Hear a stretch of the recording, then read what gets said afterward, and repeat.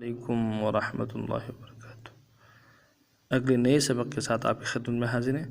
جو آج کا جو سبق ہے یہ گول تا کے حوالے سے ہے، گول تا، اور اسی طرح ہا کے حوالے سے ہے۔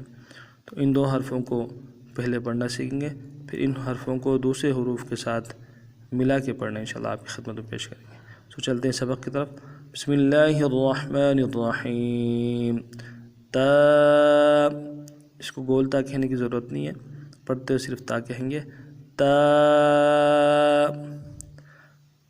ہا، ہا، ایک اور لفظ ہے وہ بھی ہا ہے، لیکن اس میں اور اس میں فرق یہ ہے کہ اس کو نرمی سے پڑھیں گے، جو دوسرا ہا ہے اس کو سختی سے اور گہرائی سے پڑھیں گے۔ ہا، اب ملائیں گے اس کے ساتھ دوسرے حروف کو۔ با تا، با تا، یا ہا، یا ہا، تا ہا، یہ بھی ہا کی قسم ہے۔ تا ہا، اس ہا کو اس ترتیب سے بھی لکھا جا سکتا ہے اور پڑھا جا سکتا ہے۔